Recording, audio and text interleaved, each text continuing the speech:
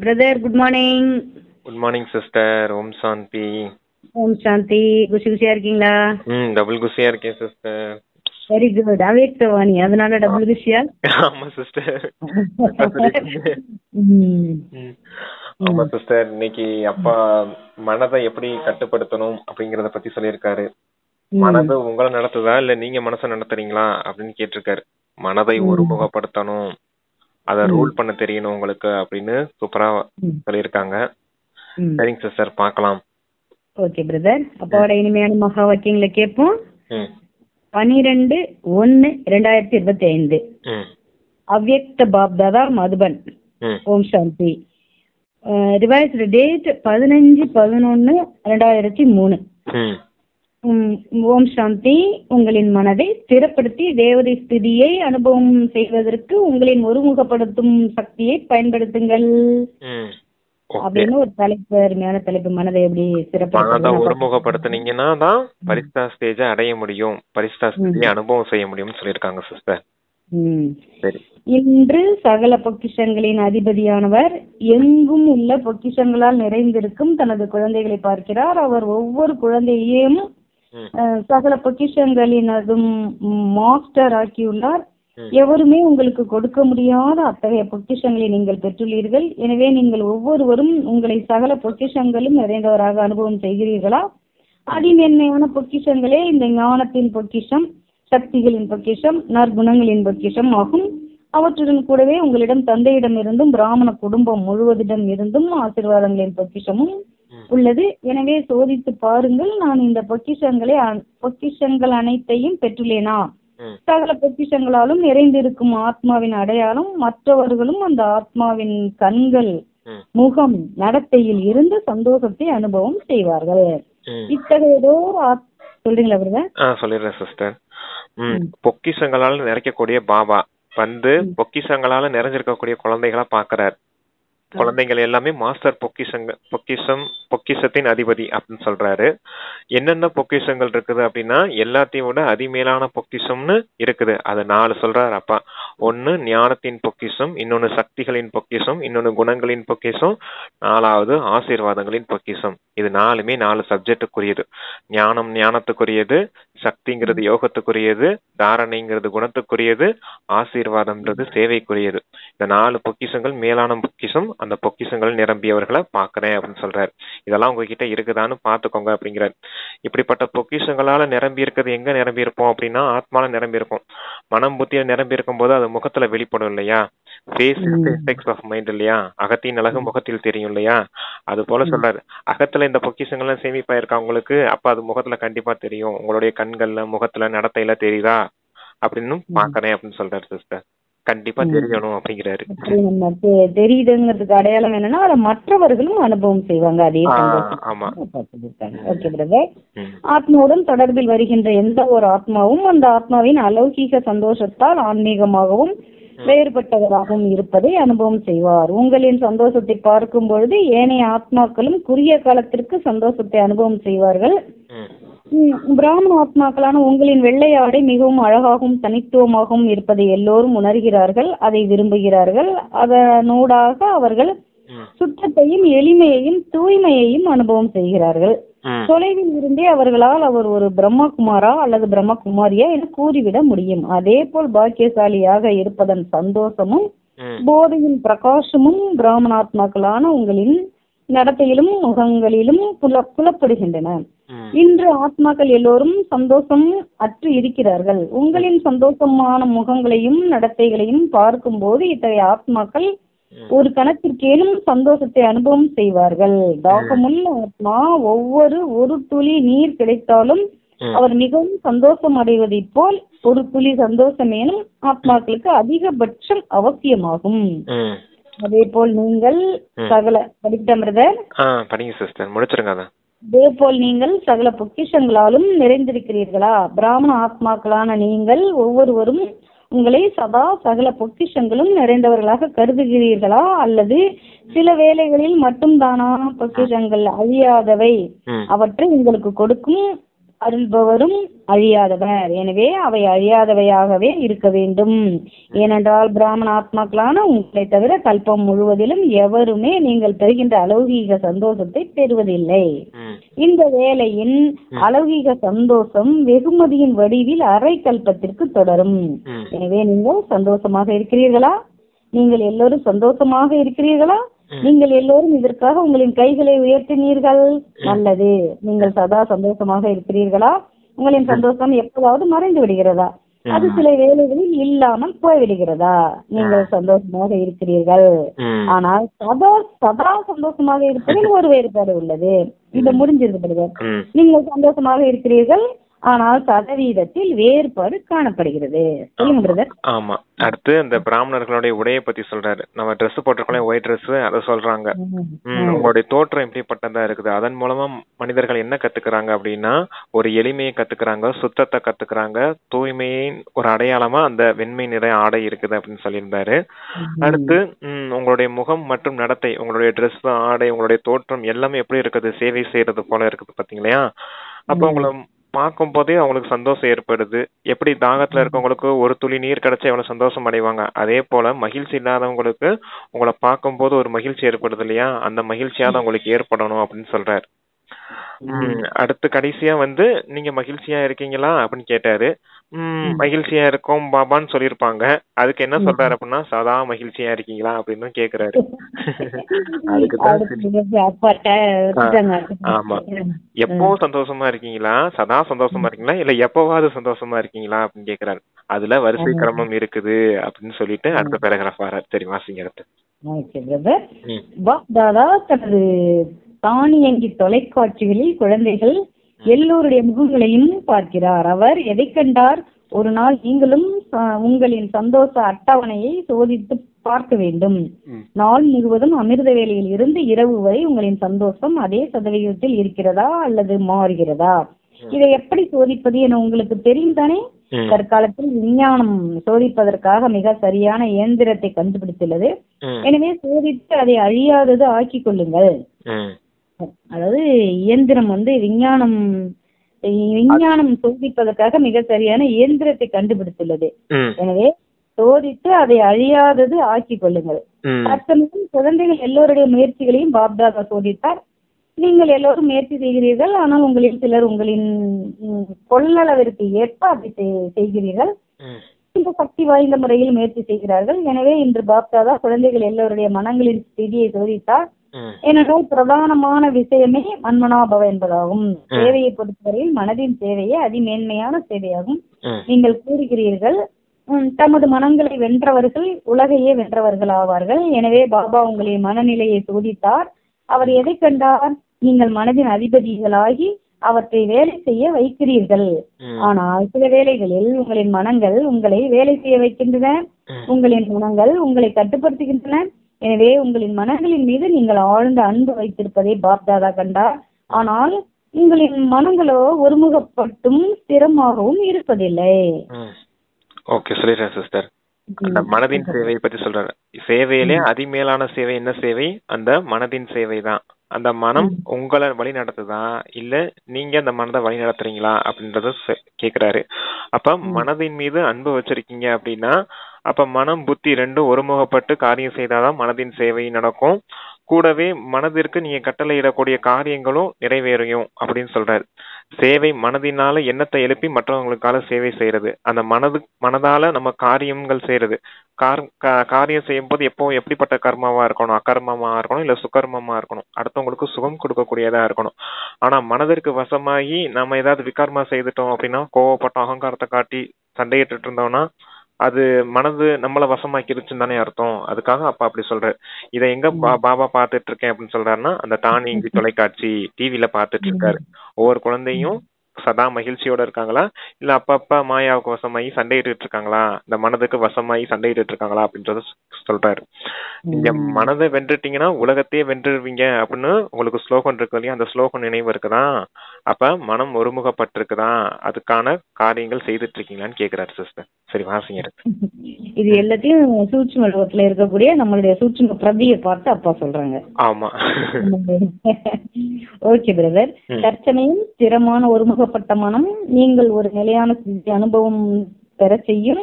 இப்போது உங்களின் மனதை நீங்கள் ஒருமுகப்படுத்த விரும்புகிறீர்கள், ஆனால் அது இடையிடையே அலைப்பாய்கிறது என்பதை பாபா பெரு பேச்சிலே கண்டார். ஒருமுகப்படுத்தும் சக்தியானது லகுவாக நீங்கள் அவ்வியக்த தேவதை ஸ்திதியை அனுபவம் பெற செய்யும். உங்களின் மனமானது வீணான சூழ்நிலைகள், வீணான எண்ணங்கள், வீணான தொடர் பாடல்களில் அலைந்து திரிகிறது. உதாரணமாக சிலருக்கு பௌதீகமாக வேணும் ஓரிடத்தில் நிலையாக இருக்கும் பழக்கம் இருப்பதில்லை, ஆனால் சிலருக்கு அந்த பழக்கம் இருக்கும். ஆனால் நீங்கள் விரும்பும் இடத்தில் விரும்பியபடி விரும்பிய நேரத்திற்கு உங்களின் மனதை சிறப்படுத்தக்கூடியதாக இருப்பதையே உங்களின் மனம் உங்களின் கட்டுப்பாட்டின் கீழ் இருக்கிறது எனப்படுகிறது. சூப்பர் அச்சாங்க, செம அடிங்க. ஆமா, சிலரால ஒரு இடத்துல உட்கார்ந்துட்டுலாம் ஒரு காரியம் செய்ய முடியாது, அங்கங்க அலைஞ்சு அலைஞ்சு ஒவ்வொரு காரியமா செஞ்சுட்டு இருப்பாங்க பௌதிகமா, அந்த உலகத்துல கூட. அதே போல நீங்க ஒரே இடத்துல அமர்ந்து காரியம் செய்றீங்களா, இல்ல அங்கங்க அலைஞ்சிட்டு இருக்கீங்களா? அதே போல உங்க மனசும் அங்கங்க அலப்பாயுதா இல்ல ஒருமுகப்பட்டிருக்குதா அப்படின்றத புரிய வைக்கிறாரு. அப்ப ஒருமுகப்படுத்தி ஒரு முகத்துல இருந்துதான் நீங்க காரியங்கள் செய்யணும். அங்கங்க அலைய விடக்கூடாது. வீணான விஷயங்களையோ வீணான தொடர்புகளையோ வீணான செயல்களை பத்தி சிந்தனை செய்துகிட்டு மனம் புத்தியை அலைய விடக்கூடாது. அது ஒருமுகப்பட்டு இருக்கணும்ன்றதுக்காக சொல்றாரு. சரிவா? Okay brother. ஒருமுகப்படுத்தும் சக்தியும் அதிபதியாக இருக்கும் சக்தியும் லகுவாக உங்களை தடைகளில் இருந்து விடுபட செய்யும். அப்போது நீங்கள் போராட வேண்டியதில்லை. ஒருமுகப்படுத்தும் சக்தியை பயன்படுத்துவதன் மூலம் உங்களால் லகுவாக வேறு எவரும் அன்றி ஒரே ஒரு தந்தைக்கு சொந்தமாக இருப்பதை அனுபவம் செய்ய முடியும். நீங்கள் இதை இயல்பாகவே அனுபவம் செய்வீர்கள். நீங்கள் முயற்சி செய்ய வேண்டியதில்லை. ஒருமுகப்படுத்தும் சக்தியை பயன்படுத்துவதன் மூலம் நீங்கள் இயல்பாகவே எப்போதும் தேவதை ரூபத்தை அனுபவம் செய்வீர்கள். நீங்கள் தந்தை பிரம்மாவின் மீது அன்பு வைத்திருக்கிறீர்கள். அதனால் தந்தை பிரம்மாவிற்கு சமமானவர் ஆகுவது என்றால் ஒரு தேவதை ஆகுதல் என்று அர்த்தம். அதிபதியாகும் கூடிய சக்தி, அதாவது மனதிற்கு அதிபதி, சுயராஜ்ய அதிகாரி இல்லையா நீங்க? அப்ப மனதை அதிகாரம் செய்யக்கூடிய சக்தி உங்களுக்கு இருக்கணும், கூடவே ஒருமுகப்படுத்தக்கூடிய சக்தி இருக்கணும். இந்த ரெண்டு சக்தி இருந்துச்சுன்னா நீங்க தடைகளை வென்று சுலபமா முயற்சியாளரா முன்னேறி போவீங்க அப்படின்னு சொல்றாரு. அதுக்கு பிரம்ம பாபாவுடைய உதாரணமா சொல்றாரு. பிரம்ம பாபா என்ன காரியம் செய்தார்? எப்போ ஒருமுகப்பட்டிருந்தார், மனதிற்கு அதிபதியானார். அதே போல நீங்களும் பிரம்ம பாபா ஃபாலோ பண்ணி நடக்கணும்னு சொல்றாரு. ரெண்டு சக்தி சொல்லியிருக்காரு. எப்பவும் கண்ட்ரோலிங் பவர், ரூலிங் பவர்னு சொல்லுவாரு. இன்னைக்கு அந்த ஒருமுகப்படுத்தும் சக்தி, அதாவது ஒருங்கிணைந்த சக்தி, மனம் புத்தி ஒருமுகப்பட்டிருக்கக்கூடிய சக்தியையும் கூடவே அந்த அதிபதியாகக்கூடிய சக்தி, ரூலிங் பவரையும் சொல்றாரு. கட்டுப்படுத்தும் சக்தி கட்டுப்படுத்தும் சக்தி ஆளுமை சக்தின்னு சொல்லுவாரு இல்லையா, ஆட்சி செய்யும் சக்தி, அந்த ரெண்டு சக்தியும் சொல்றாரு சிஸ்டர். சரி வாங்க அடுத்து. பிரம்மாவின் மீது அன்பு வைத்திருக்கிறீர்கள், அதனால் தந்தை பிரம்மாவிற்கு சமமானவர் ஆகுவதென்றால் ஒரு தேவதை ஆகுதல் என்ற அர்த்தம். ஒருமுகப்படுத்தும் சக்தியை பயன்படுத்துவதன் மூலம் நீங்கள் இயல்பாகவே எல்லோரின் மீதும் அன்பும் நன்மை செய்கின்ற உணர்வும் மரியாதைக்கான மனோபாவத்தையும் கொண்டிருப்பீர்கள். ஏனென்றால் ஸ்திரத்தன்மையை கொண்டிருத்தல் என்றால் சுயமரியாதைக்குரிய ஸ்திதியை கொண்டிருத்தல் என்ற அர்த்தம். தேவதை ஸ்திதியே உங்களின் சுயமரியாதை. நீங்கள் இதை தந்தை பிரம்மாவில் கண்டீர்கள். நீங்கள் அதை பற்றியும் பேசுகிறீர்கள். அவரின் சம்பூர்ண நிலை தொடர்ந்து நெருங்கி வருகின்ற வேளையில் நீங்கள் எதை கண்டீர்கள்? நடக்கின்ற அசைகின்ற தேவதை ரூபம். அவர் தனது சரீர உணர்வு எதற்கும் அப்பாலேயே இருந்தார். உங்களுக்கு சரீரத்தின் உணர்வு எப்போதாவது இருந்ததா? உங்களுக்கு சரீரத்தின் உணர்வு ஏதாவது இருந்ததா? உங்களுக்கு முன்னால் நடந்த போது உங்களால் சரீரத்தை பார்க்க முடிந்ததா? அல்லது தேவதை ரூபத்தை அனுபவம் செய்யக்கூடியதாக இருந்ததா? அவர் செயல்களை செய்த போது, பேசும்போது, செயல்களை செய்த போது, பேசும்போது, மற்றவருக்கு வழிகாட்டல்களை கொடுத்த போது, அல்லது ஊக்கத்தையும் உற்சாகத்தையும் கொடுத்த போது தனது சரீரத்தில் இருந்து பற்றற்றே இருந்தார்.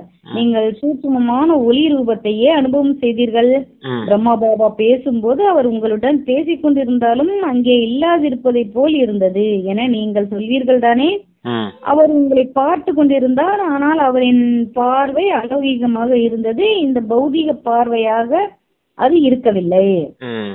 அவர் தனது சரீரத்தினதும் எந்த விதமான உணர்விற்கும் அப்பாற்பட்டிருந்தார். மற்றவர்களும் சரீரங்களின் எந்த விதமான உணர்வையும் உணராத போது, அவர்கள் உங்களின் ஆன்மீக ரூபத்தை பார்க்கும் போது உணராத போது, அதாவது மற்றவர்களும் சரீரங்களின் எந்த விதமான உணர்வையும் உணராத போது அவர்கள் உங்களின் ஆன்மீக ரூபத்தை பார்க்கும் போது அது உடலில் இருந்தாலும் தேவதை ரூபத்துடன் இருத்தல் எனப்படுகிறது.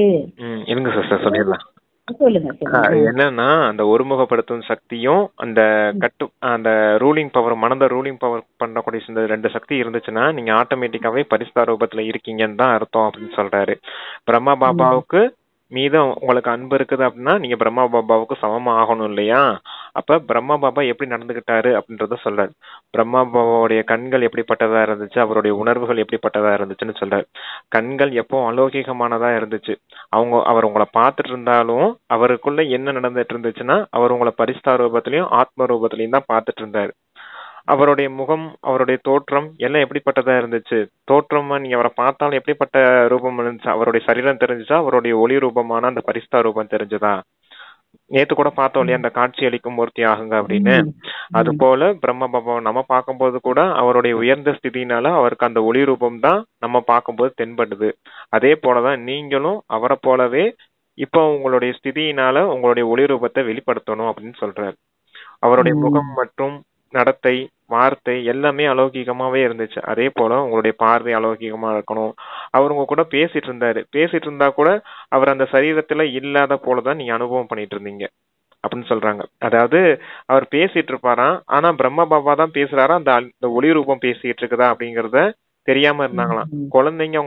குழந்தைங்க அவரை பார்க்கும்போது அவர் இந்த தேகத்துல இல்ல, வேற எங்கேயும் இருக்காரு, அவர் வேற ஏதோ ஸ்திதியில தான் இருக்காரு அப்படின்றத புரிஞ்சுக்கிட்டாங்களாம். இந்த உடல்ல இல்ல, பிரம்ம பாபா இந்த உடல்ல இருந்து விடுபட்டு இருக்காரு, பேசும்போது கூட இந்த உடல்ல இருந்து விடுபட்டு அன்பா இருந்து விடுபட்டு இருந்து பேசுறாரு நம்ம கிட்ட அப்படின்னு குழந்தைங்க புரிஞ்சுக்கிட்டாங்களாம். அதே போல பிரம்ம பாபாவுக்கு சமமா நீங்க ஆகணும் அப்படின்னு சொல்றாரு. பரிசுத்த ரூபத்தை காட்டணும் அப்படிங்கிறாரு. அப்பா இங்க என்ன உணர்த்த வராங்கன்னா அதே போல நம்ம ரெடி ஆகணுங்கிறத சொல்றாங்க. பிரம்மா பாபா மீது அன்பு இருக்குதுன்னா அதுக்கு அடையாளம் என்னன்னு கேக்குறாரு. பிரம்மா பாபாவுக்கு நீங்க சமமாகணும், அவரை போலவே நீங்களும் இருக்கணும் அப்படின்றாரு. ஒவ்வொரு சூழ்நிலையிலும் உங்களின் மனோபாவம், பார்வை, செயல்களில் தனித்துவத்தின் அனுபவம் இருக்க வேண்டும். ஒவ்வொரு சூழ்நிலையிலும் உங்களின் மனோபாவம், பார்வை, செயல்களில் தனித்துவத்தின் அனுபவம் இருக்க வேண்டும். அவர் பேசும்போது பற்றற்றவராகவும் அன்பானவராகவும் இருப்பதை உணரக்கூடியதாக இருந்தது. ஆத்ம உணர்வு முறையிலான அன்பு. அதே போல் நீங்களும் தேவதை ஸ்திதியை அனுபவம் செய்வதுடன் மற்றவர்களுக்கும் இந்த அனுபவத்தை கொடுக்க வேண்டும். ஏனென்றால் தேவதை ஆகாமல் உங்களால் ஒரு தேவராக முடியாது. சூட்சும தேவதையாகாம நீங்க தேவதையாக முடியாது அப்படிங்கறத சொல்றாங்க. இங்க தேவதைன்னு சொல்றது சூட்சும தேவதை, தேவர்கள்ன்றது அந்த தேவதை, நம்ம சத்தியுக தேவதை.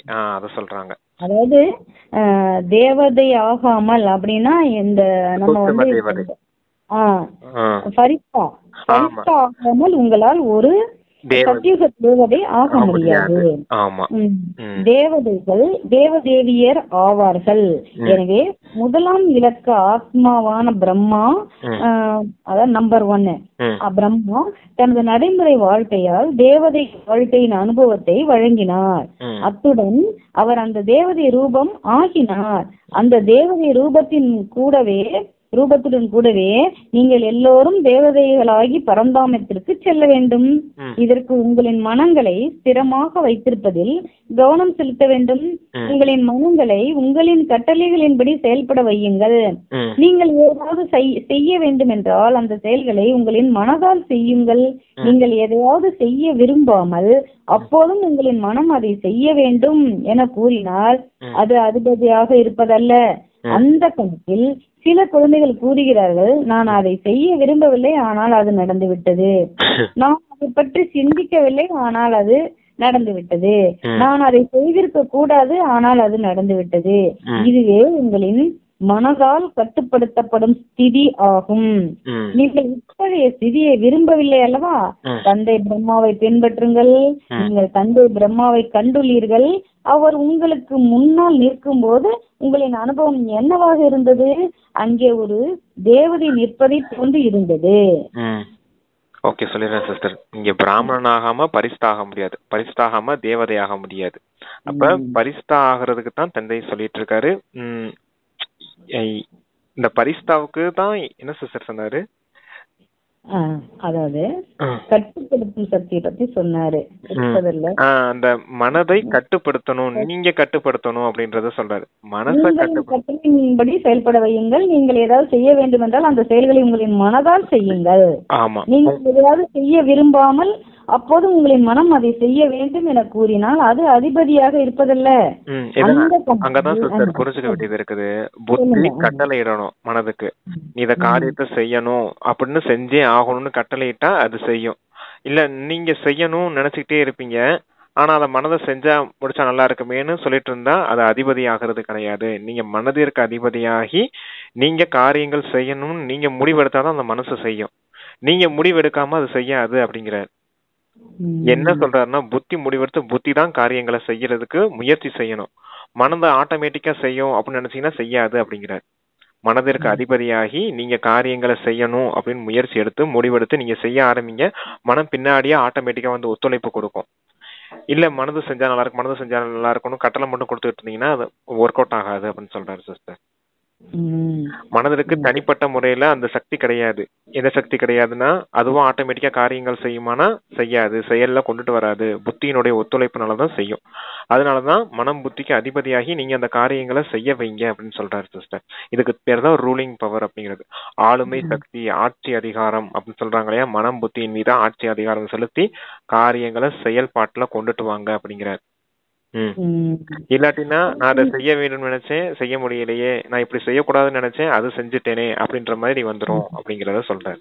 அது மனது நம்மள ஆள்ற மாதிரி ஆயிரும். நம்ம மனது ஆள முடியாத நிலைன்னா அது கிடையாது அப்படின்னு சொல்றாரு அப்பா. ஆமா.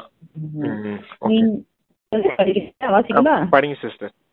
நீங்கள் தந்தை பிரம்மாவை கண்டுள்ளீர்கள். உங்களுக்கு முன்னால் இருக்கும்போது உங்களின் அனுபவம் என்னவாக இருந்தது? அங்கே ஒரு தேவதை நிற்பதை போன்று இருந்தது. ஒரு தேவதை உங்களுக்கு திருஷ்டி கொடுப்பதை போன்று இருந்தது. எனவே உங்களின் மனதின் ஒருமுகப்பட்ட நிலையின் சக்தி இலகுவாக உங்களை ஒரு தேவதை ஆக்கும். தந்தை பிரம்மாவும் குழந்தைகளான உங்களுக்கு கூறுகிறார், சமமானவராகுங்கள். தந்தை சிவன் கூறுகிறார், அசரீரியானவராகுங்கள். தந்தை பிரம்மா கூறுகிறார், தேவதையாகுங்கள். எனவே நீங்கள் என்ன புரிந்து கொண்டீர்கள்? பாபா பெரு பேற்றில் எதை கண்டார்? உங்களின் மனதின் ஒருமுகப்படுத்தல் குறைவாக உள்ளது. உங்களின் மனங்களின் இடையில் அதிக அளவு சுற்றுலா உங்களின் மனங்கள் இடையிடையே அதிக அளவு சுற்றுலா சுத்தப்படுது. மனசு உங்க கட்டளையில இல்ல, உங்க கட்டுப்பாட்டுக்குள்ள இல்லைங்கிறாரு. அவை அலைந்து திரிகின்றன. அது போகக்கூடாத இடத்திற்கு சென்றால் நீங்கள் அதை என்னவென்று அழைப்பீர்கள்? அதை அலைந்து திரிதல் என்றே நீங்கள் அழைப்பீர்கள். அப்படித்தானே? எனவே ஒருமுகப்படுத்தும் சக்தியை அதிகரியுங்கள். அதிபதி என்ற ஸ்திதியின் ஆசனத்தில் நிலையாக அமர்ந்திருங்கள். நீங்கள் நிலையாக இருக்கும் பொழுது குழப்பம் அடைய மாட்டீர்கள்.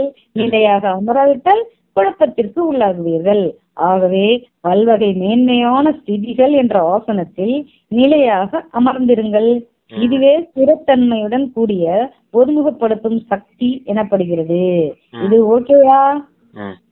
அதான் மனம் புத்தி அந்த விஷயம் ஒருமுகப்பட்டிருக்கணும். இனி ஒருமுகப்பட்டு காரியங்களை செய்யணும். பிரம்மா பாபா பரிஸ்தாகங்கன்னு சொல்றாரு, சிவபாபா அசரீரி ஆகும்னு சொல்றாரு. ரெண்டுமே செய்யணும்னாலும் ஒருமுகப்படுத்தும் சக்தி, அந்த ஆட்சி அதிகாரம் செய்யக்கூடிய சக்தி, அதாவது மனம் புத்தி சம்ஸ்காரத்துக்கு அதிபதி அப்படிங்கிற சக்தி, சுயராஜ்ய அதிகாரிங்கிற சக்தி இருந்தாதான் உங்களால மனம் புத்தியை ஒருமுகப்படுத்தி பரிஸ்தா ஸ்டேஜும் இந்த நிராகரி ரூபத்தையும் அடைய முடியும்.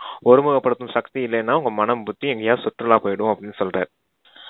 அப்படி அலைஞ்சிட்டு இருக்குதுன்னா நீங்க என்னன்னு புரிஞ்சுக்கலாம். அது உங்க கட்டளை படி நடக்குதுன்னு புரிஞ்சுக்கிறதா இல்ல எப்படி புரிஞ்சுக்கிறது அப்படின்னு கேக்குறாரு. அப்ப நீங்க ஒருமுகப்படுத்தும் சக்தி அதிகரிங்க, அப்ப அது ஆட்டோமேட்டிக்கா உங்க கண்ட்ரோலுக்கு வந்துடும் அப்படிங்கிறாரு சிஸ்டர்.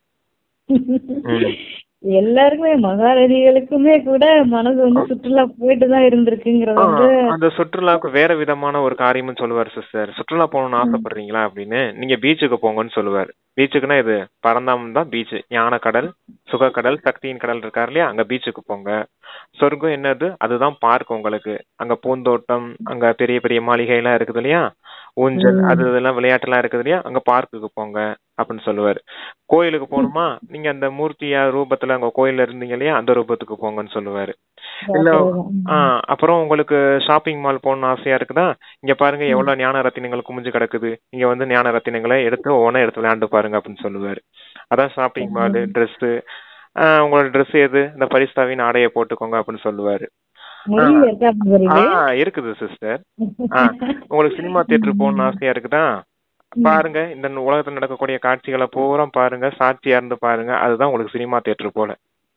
இதெல்லாம் பாத்துருந்தீங்கனாலே நீங்க சுற்றுலா போறது மாதிரிதான். இந்த சுற்றுலா செய்யுங்க, இல்லாட்டினா பாபா சொல்ற மாதிரி கண்ட வீண் விஷயங்களை சுற்றுலா செஞ்சுட்டு இருக்காதீங்க அப்படின்னு சொல்லுவாரு. சரிங்க சிஸ்டர், இதை அதை சேர்த்து சொல்லிட்டோம். சரிங்க வாசிங்க. நீங்கள் நீங்கள் பிரம்ம பாபாவின் மீது அன்பு வைத்திருக்கிறீர்கள் தானே? எவ்வளவு அன்பு வைத்திருக்கிறீர்கள், எவ்வளவு அதிக அளவு உங்களிடம் அதிக அளவு அன்பு உள்ளது. எனவே அந்த அன்பிற்கு பதிலாக நீங்கள் தந்தைக்கு எதை கொடுத்துள்ளீர்கள்? தந்தைக்கும் உங்களின் மீது அன்பு உள்ளது. இதனாலேயே நீங்கள் அவரை நேசிக்கிறீர்கள். எனவே அதற்கு பதிலாக நீங்கள் எதை கொடுத்தீர்கள்? அதற்கு பிரதிபலன் சமமாக ஆகுவதே. அச்சா, இரட்டை வெளிநாட்டவர்களான நீங்களும் வந்துள்ளீர்கள். இது நல்லது. இரட்டை வெளிநாட்டவர்களான உங்களால் மதுவனம் அலங்கரிக்கப்பட்டுள்ளது. அது சர்வதேசம் ஆகியுள்ளது. பாருங்கள், வெவ்வேறு பிரிவுகளின் சேவை மதுவனத்தில் இடம்பெறும் போது அதன் ஒளி எங்கும் பரவுகிறது. வெவ்வேறு தொழில் துறைகளின் சேவை ஆரம்பித்ததில் இருந்து ஐபி தரமுள்ள ஆத்மாக்களிடம் இந்த ஒளிய, அதாவது ஒளி சவுண்ட் அதிக அளவில் பரவி காணக்கூடியதாக உள்ளது. விவிஐபிகளை ஒருபுறம் வையுங்க, அவர்களுக்கு நேரம் இல்லை. அத்துடன் நீங்கள் ஏனைய பல பெரிய நிகழ்ச்சிகளையும் நடத்தினீர்கள். அவற்றில் இருந்தும் ஒளி பரவுகிறது. இப்போது டெல்லியும் கல்கத்தாவும் இதை செய்ய போகிறார்கள் தானே? அவர்கள் நல்ல திட்டங்களை செய்கிறார்கள். அவர்கள் நல்ல முயற்சியும் செய்கிறார்கள். செய்திகள் தொடர்ந்து பாப்தாதாவை வந்தடைகின்றன. டெல்லியில் இருந்து ஒளியானது வெளிநாடுகளுக்கும் பரவ வேண்டும். ஊடகத்துறையினர் இந்த இடத்த நல்லா வாசிங்க நீங்க. மற்றதெல்லாம் சேவைக்காக சொன்னாரு. டபுள் ஃபாரினர்ஸ் வந்திருக்காங்க. சர்வதேச நிகழ்ச்சியா இங்க நடக்குது, ப்ரோக்ராமிங்லாம் நடக்குது, டெல்லி கல்கத்தால நடக்குது குறிப்பிட்டு. அதெல்லாம் சேவைக்காக விஷயத்த சொல்றாரு. இந்த ஊடகத்துறையில இருந்து நல்லா கவனிங்க, அதான் சூப்பர் பாயிண்ட். சரி வாசிங்க. அந்த டெல்லியில் இருந்து ஒளியானது வெளிநாட்டிற்கும் பரவ வேண்டும். ஊடகத்துறையினர் என்ன செய்கிறார்கள்? அவர்கள் பாரதத்தில் மட்டுமே ஒளிபரவ செய்கிறார்கள். அதாவது கம்யூனிகேஷன்ஸ் சொல்றாரு. ஆமா, இல்ல ஊடகத்துறை மீடியா இங்க நம்ம டெல்லியில கல்கத்தால, இப்ப நானே சொல்லிடுறேன், டெல்லியிலயும் கல்கத்தாலையும் நம்ம நல்ல ப்ரோக்ராம் பண்ணோம்னா மீடியா என்ன செய்யணும் அப்படின்னா, இங்க உள்நாட்டுக்குள்ள மட்டும், அதாவது இந்தியாவுக்குள்ள மட்டும் தான் பரப்புறாங்க அப்படின்னு இருக்குது இல்லையா? ஆனா இங்க இந்தியாவுக்குள்ள மட்டும் பரப்பக்கூடாது. டபுள் ஃபாரினர்ஸ் நீங்க இருக்கீங்க இல்லையா, மீடியேட்டர் அங்க இருக்கீங்க இல்லையா, இங்க டெல்லியிலயும் கல்கத்தாலையும் நடக்கக்கூடிய நிகழ்ச்சிய டபுள் ஃபாரினர்ஸ் வந்து அங்க இருக்கக்கூடிய மீடியால கவரேஜ் எடுத்து நீங்க போடணும் அப்படின்னு சொல்றாரு. அப்ப உலகம் முழுக்க பரவும் இல்லையா அப்படின்னு சொல்றாரு. இது ஊடகத்துறைக்கு தந்தை கொடுக்கக்கூடிய யுக்தி. அப்ப உலகம் முழுக்க அது பரவுது அப்படின்னா, அப்ப இங்க இருக்கக்கூடிய தெரியாதவங்க இருப்பாங்க இல்லையா, இந்தியால பிரம்மகுமாரிகள்னா என்னென்ன விஷயம் தெரியாம, இவங்க என்ன காரியம் செய்யறாங்கன்னு தெரியாம இருக்காங்க இல்லையா, அப்ப டபுள் ஃபாரினர்ஸ் அங்க அந்த உலகம் முழுக்க பிபிசில ஒளிபரப்பு ஆகும் போது அப்ப இங்க என்ன நடக்குது, டெல்லியில கல்கத்தால நடக்குது நமக்கே தெரியல, ஃபாரினர்ஸ் ஏதோ கண்டுபிடிச்சு இங்க போடுறாங்க பாரு அப்படின்னு நியூஸ்லயோ டிவிலயோ பாக்குறாங்க அப்படின்னா அது பிரபலம் ஆகும் இல்லையா அப்படிங்கறதுக்காக பாபா யுக்தி சொல்றாரு. யாருக்காக சொல்றாரு? மீடியேட்டருக்காக சொல்றாரு, ஊடகத்துறையினருக்காக. அதான் வெளிநாட்டுல தான் ஃபர்ஸ்ட் அப்ப வந்து இந்தியாவில வந்து இறைவன் வந்து இந்த இடத்துல வந்து பிரவேசம் ஆயிருக்காருன்னு வெளிநாட்டுல தான் பேசிப்பாங்களாம். அப்புறம் தான் இந்தியாவில இருக்க கும்பகர்ணம் எல்லாம் முழிப்பாங்க. இங்க இருக்கவங்க கும்பகர்ணன் சொல்றது அஞ்ஞானத்துல இருக்கவங்க, கலியுகம் முடியறதுக்கு 40,000 வருஷம் சொல்லிட்டு இருக்காங்க இல்லையா. பெரிய பெரிய மத குருமார்கள், சன்னியாசிகள், அவங்க எல்லாம் பெரிய பெரிய அதாவது மகா மண்டலேஸ்வர்கள் சொல்லுவாரு பாபா. அவங்க எல்லாம் அப்பதான் வெளிப்படைவாங்க, அவங்களதான் கும்பகர்ணன் சொல்லுவாரு பாபா. சரி, அவங்க எல்லாம் வெளிப்படைன்னா இந்த மீடியேட்டருக்கு தான் பொறுப்பா இருக்கீங்க அப்படிங்கிறாரு. ரெட்டை வெளிநாட்டு, அதுக்குதான் ரெட்டை வெளிநாட்டுக்கு அவ்வளவு இம்பார்ட்டன்ஸ் கொடுக்குறாங்க. முரளிலேயே உங்களை பத்தி அதிகமா வருதுல்ல. ஆமா, ரெட்டை வெளிநாட்டுலயே குறிப்பா மீடியா துறையினர், ஊடகத்துறையினருக்கு தான் அந்த முக்கியமான பொறுப்பு இருக்குதுன்னு சொல்றாரு. இந்த நிகழ்ச்சி கல்கத்தாவில் இடம்பெற்றது என்ற ஒளி வெளிநாடுகளில் இருந்து வர வேண்டும். இந்த நிகழ்ச்சி கல்கத்தாவில் இடம்பெற்றது என்ற ஒளி வெளிநாடுகளில் இருந்து வர வேண்டும். இந்த ஒளியானது வெளிநாடுகளில் இருந்து இந்தியாவிற்கு, எப்படி சொல்றாரு பாருங்க, இந்தியாவிற்கு வர வேண்டும். வெளிநாடுகளில் இருப்பவர்களால் இந்தியாவில் உள்ள கும்பகர்ணர்கள் விழித்தெல்ல போகிறார்கள் தானே. வெளிநாடுகளில் இருந்து வருகின்ற செய்திகளுக்கு அதிக அளவு முக்கியத்துவம் உள்ளது. பாரதத்தில் ஒரு நிகழ்ச்சி இடம்பெறும் பொழுது வெளிநாடுகளில் உள்ள பத்திரிகைகளில் அவர்கள் அந்த செய்திகளை பெற்றால் அந்த ஒளியானது பரவும். பாரதத்தின் ஒளியானது வெளிநாடுகளுக்கு செல்ல வேண்டும், வெளிநாடுகளின் ஒளியானது பாரதத்திற்கு வர வேண்டும். அப்போது அது ஒரு தாக்கத்தை உருவாக்கும். அது நல்லது. நீங்கள் ஒழுங்கு செய்யும் நிகழ்ச்சிகள் நல்லவை. டெல்லியை சேர்ந்தவர்களை அவர்களின் அன்பினால் செய்த முயற்சிகளுக்காக பாப்தாதா பாராட்டுகிறார். கல்கத்தாவை சேர்ந்தவர்களும் முன்கூட்டியே பாராட்டுகளை பெறுகிறார்கள். ஏனென்றால் ஒத்துழைப்பு, அன்பு, தைரியம் என்ற மூன்றும் ஒன்று சேர்ந்து இருக்கும். அன்பு, ஒத்துழைப்பு, தைரியம், இந்த 3 சக்தியினாலதான் சேவை நல்ல விதத்துல நடக்குது அப்படின்னு சொல்றாரு. என்னென்ன சக்தி? தைரியத்தின் சக்தி, தைரியம். இந்த 3 சக்தியும் நல்ல முக்கியம். இதை அண்டர்லைன் பண்ணிக்கணும். சரிங்க சார். இது மூன்றும், அன்பு, ஒத்துழைப்பு, தைரியம் என்ற மூன்றும் ஒன்று சேர்ந்து இருக்கும் பொழுது ஒலியானது உரத்து கேட்கும். அந்த ஒலியானது பரவும். அது ஏன் பரவக்கூடாது? இப்போது ஊடகத்துறையினர் இந்த அற்புதத்தை செய்ய வேண்டும். எல்லோரும் இதை தொலைக்காட்சியில் பார்த்தார்கள். இது தொலைக்காட்சியில் காட்டப்பட்டது. இது மட்டும் இருக்கக்கூடாது, அது பாரதத்தில் இடம்பெறுகிறது. இப்போது நீங்கள் வெளிநாடுகளையும் சென்றடைய வேண்டும். இப்போது இந்த வருடம் எங்கும் இந்த ஒலியை பரப்புவதற்காக நீங்கள் எவ்வளவு தைரியத்துடனும் மிகுந்த விசையுடனும் கொண்டாடுகிறீர்கள் என பார்ப்போம். இரட்டை வெளிநாட்டவர்களிடம் அதிக அளவு ஊக்கமும் உற்சாகமும் உள்ளன என்ற செய்திகளை பாப்தாதா பெற்றுள்ளார். இது நல்லது. சொல்றீங்களா பிரதர்? வாசிக்கிட்டுமா? வாசிங்க சிஸ்டர். இல்ல, அது ஏற்கனவே சொல்லிட்டாரு. சரி, நீங்கள் ஒருவரை பார்க்கும் போது உங்களுக்கும் மகத்தான உற்சாகம் ஏற்படுகிறது. முதலடி எடுத்து வைப்பவர்கள் பிரம்மாவிற்கு சமமானவர்கள். இது நல்லது. எனவே தாதிக்கும் இந்த எண்ணம் ஏற்பட்டது. உங்களை மும்முரமாக வைத்திருப்பதற்கு இது நல்லதொரு வழிமுறை. இது நல்லது. தாதி ஒரு கருவியே. அச்சா, சொல்லிடலாம். என்னன்னா, தாதி வெறும் கருவி தான். உங்களை ஊக்க உற்சாகத்துல வச்சுக்கிறதுக்கு இந்த சேவையெல்லாம் தேவைப்படுது அப்படின்னு சொல்றாரு. சேவை செய்யும் போது, மற்றவர்களுக்கு சேவை செய்யும் போது நமக்கு ஊக்க உற்சாகம் வருது இல்லையா? அதுக்காக சொல்றாரு, இந்த மாதிரி சேவையெல்லாம் செய்யுங்க. தாதி வெறும் கருவியாதான் இருக்கேன், செய்பவர் பாபா தான் அப்படின்னு சொல்றாங்க. தாதி ஒரு கருவியே அப்படிங்கிற கருத்தை நமக்கு ஏன் சொல்றாருன்னா, இங்க நம்ம தாதி ஒரு கருவின்னு அப்பா சொல்லிட்டாங்க. நம்ம தாதியே நினைச்சிட்டு இருக்க கூடாது. நம்ம இறைவன் பாபா அப்பாவை நினைச்சாதான் நம்மளுடைய பாவ கர்மங்கள் அதனால தாதி ஒரு கருவின்றது பாபாவுடைய சேவைன்னு புரிஞ்சு செய்யணும். தாதியோட சேவை நினைச்சு செய்யக்கூடாது அப்படிங்கிறது சேவைக்கும் அதை வச்சுக்கலாம். Okay okay brother. நீங்க எல்லோருக்கும் பறக்கும் ஸ்திதியில் இருக்கிறீர்களா? நீங்கள் எல்லோரும் பறக்கும் ஸ்திதியில் இருக்கிறீர்களா? பறக்கும் ஸ்திதியே வேகமான ஸ்திதியாகும். நடக்கின்ற ஸ்திதி அல்லது ஏறுகின்ற ஸ்திதி வேகமாக ஸ்திதி இல்லை. பறக்கும் ஸ்திதியே வேகமானது. அத்துடன் அது உங்களை முதலாவதாக வர செய்கிறது. அச்சா, தாய்மார்களான நீங்கள் என்ன செய்வீர்கள்? தாய்மார்களே, உங்களுக்கு சமமானவர்களை விழித்தெழ செய்யுங்கள். குறைந்தபட்சம் எந்த ஒரு தாயும் பின்னர் முறைப்பாடு செய்யக்கூடாது. தாய்மார்களின் எண்ணிக்கையே எப்போது மிக பெரிய எண்ணிக்கையாகும். பாப்தாதாவிற்கு மகிழ்ச்சி. இந்த குழுவில் சகல குழுக்களை சேர்ந்தவர்களும் நல்ல எண்ணிக்கையில் இருக்கிறார்கள். குமார்களும் நல்லதொரு எண்ணிக்கையில் வந்துள்ளார்கள். இப்போது குமார்களே, உங்களுக்கு சமமானவர்களை விழித்தெழ செய்யுங்கள். இது நல்லது. குமார்கள் அவர்களின் கனவுகளினேனும் தனது தூய்மையில் மிகவும் உறுதியானவர்கள் என்ற அற்புதங்களை செய்து காட்ட வேண்டும். பாப்தாதாவால் உலகிற்கே சவால் விடக்கூடியதாக இருக்க வேண்டும்.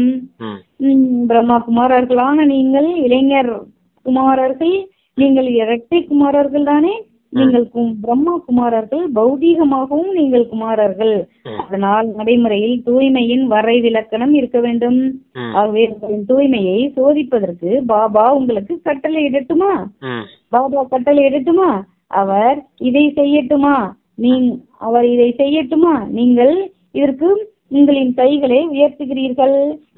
இல்லை. இதை சோதிப்பதற்கு இயந்திரங்கள் உயர்த்துகிறீர்கள்? இல்லை. இதை சோதிப்பதற்கு இயந்திரங்கள் உள்ளன. உங்களின் கனவுகளிலேனும் வருவதற்கான தைரியம் தூய்மையின்மைக்கு இல்லை. குமாரிகளுக்கும் அப்படியே. ஒரு குமாரி என்றால் ஒரு பூஜிக்க தகுதி வாய்ந்த தூய குமாரி என்று அர்த்தம். குமாரிகளும் பாப்தாதாவிற்கு சத்தியம் செய்ய வேண்டும், நாம் அனைவரும் மிக தூய்மையானவர்கள்.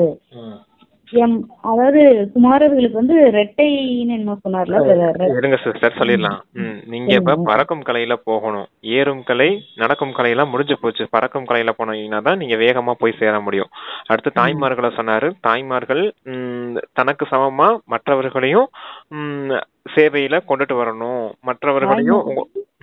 மற்ற தாய்மார்களை அழைச்சிட்டு வரணும். இளைஞர் மற்ற இளைஞர்கள் அழைச்சிட்டு வரணும். குமாரிகள் மற்ற குமாரிகள் அழைச்சிட்டு வரணும். அழைச்சிட்டு வரணும். அழைச்சிட்டு வந்ததுக்கு அப்புறம் என்ன செய்யணும்? இப்ப குமார குமாரிகளுக்கு 2 பேத்துக்கு சேர்த்து சொல்றாரு. தூய்மையில உறுதியானவர்களா இருக்கீங்களா? பாபா அதுக்கு கட்டளை இடட்டுமா உங்களோட தூய்மையை சோதிக்கிறதுக்காக அப்படின்னு சொல்றாரு. தூய்மைக்கான பிரச்சனையை கொடுக்கட்டுமா அப்படின்னு கேக்குறாரு. அந்த மாதிரி கொடுத்தா என்ன செய்வீங்க? உங்க கனவுல கூட தூய்மையின்மை இருக்கக்கூடாது அப்படின்றத சொல்றாரு. கனவுல கூட தப்பான விஷயங்கள், காம விகாரத்தின் சிந்தனைகளோ அந்த தூய்மையற்ற விஷயங்களோ எதுவுமே வரக்கூடாது. அப்படி அந்த அளவுக்கு உறுதியானவர்களா இருக்கீங்களா அப்படின்னு குமாரர்களை கேட்டாரு. குமாரிகளுக்கும் அதே நிலைதான். ஒருத்தரை சொல்லிட்டு ஒருத்தரை விடக்கூடாது இல்லையா? அதுக்காக 2 பேருக்குமே சொல்றாரு.